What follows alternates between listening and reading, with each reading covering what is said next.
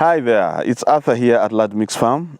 Today we'd like to give you an update on our goat kids and particularly looking at our daily routine that we normally have at the farm, especially as we try to manage these young goat kids. Remember, currently the mothers are giving birth. Sometimes you'll have experiences of around 2 or 3 giving birth on the same day, and it's quite an interesting, season. Now, most mothers are first-time mothers, and therefore we, of course, as I told you, we try to support them to give birth. We have our herdsmen on standby to be able to, help them deliver, bearing in mind that in most cases when they give birth, they are giving birth to very good, big, healthy babies as a result of the hybrid of the he-goat that is a pure Boer, and therefore the babies are born when they are of big size. And ensuring that the mother doesn't get very stressed once we see that it is struggling, we come in handy to be able to support it. Now, as we look at the young kids, we ensure that we schedule them to breastfeed or to access their mothers for their breast milk at least 3 times in a day. Why? Because in the morning when they wake up, we release them, but we have done it in an orderly manner because now we make sure that we put tags or we get a marker and write on each mother, to be able to identify them quite easily as we release them from the kids' pen. For instance, if it's goat number 1, you find the child is also written number 1. So we get out that one and hand it over to the mother. And we do that, it takes like maybe 2-3 minutes to be able to hand them over. And as the days move on, it's quite easy because they get used and we end up opening the door and they just rush when every goat kid has known its mother and the mother has known its child. But in the beginning, it's quite a challenge. But we release them 3 times in the day. In the morning, early morning, we open and allow them to breastfeed and then leave them to also, roam with their mothers for say an hour or so. And then after that, we carry them back into the pen because we want to make sure that they are healthy, they are playing enough, and they are resting very well. Then at around 10, we shall release the mothers to go and feed for us to exercise free-range system at Lad Mix Farm. So when they come back at around 1, then we are able to release these goats again to be able to, breastfeed this time for the second round and also be around their mothers and groom and so forth. And then at around 3, we shall take back these young babies back into their kids' pen and then take back the mothers at around 3:30 to go and graze again. So the mothers will come back again at around 6:30. At that point, we again allow these young goat kids to breastfeed. So that's how we have scheduled it here, and we ensure that they feed quite comfortably and be able to grow healthy. And at the moment, I think from what we are observing, the goats are really growing very well. And in some cases, in terms of breastfeeding, as I told you in the previous clip, we've had cases where some of these mothers have lost their babies due to something we cannot explain. You find a goat kid is born very healthy, but for some reason it dies. So we don't leave that mother goat alone. We try to look for these other goat mothers that have maybe twins but doesn't have sufficient milk, and we remove one of the babies and make this other goat adopt it. It's not an easy exercise because they'll always reject.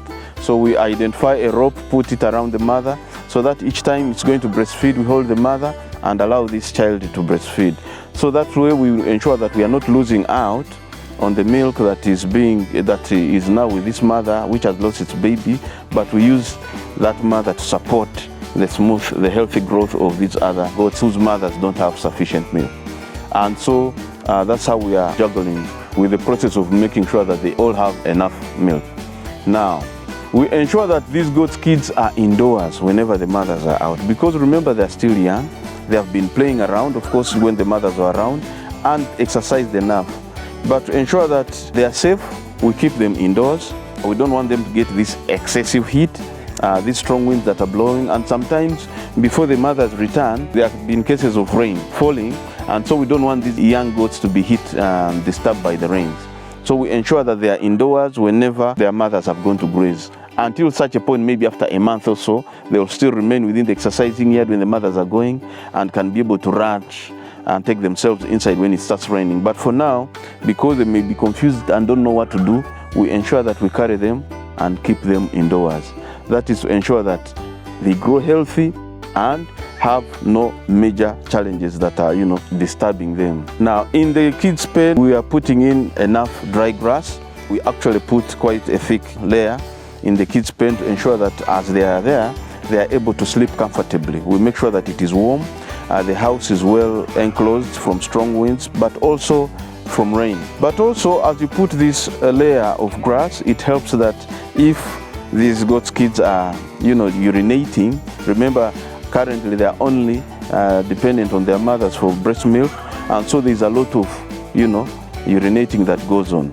So the urine is able to seep through and go down, but at the same time allow the grass to dry up faster or not to be soaked with urine. And we have made sure that at the base, the way we put the wood, it allows for easy penetration of this urine to the ground. Remember, this is a raised structure where we house these young goat kids. And so that ensures that they are healthy and are not disturbed by any challenges related to their urine or dung within their structure. Then we also do daily inspection of the goat kids. Why? Because sometimes things might arise. For instance, if you don't look after them very well, we monitor for either fleas that may be wanting to come up. We ensure that we move around the goat structure, and also ensure that we don't have any pests that are trying to creep in. For instance, we have a challenge of red ants here on the farm because of the rainy season. There are a lot of red ants that are moving up and down, and they have a tendency of creeping where it is dry and attacking or making their pathways on through these places.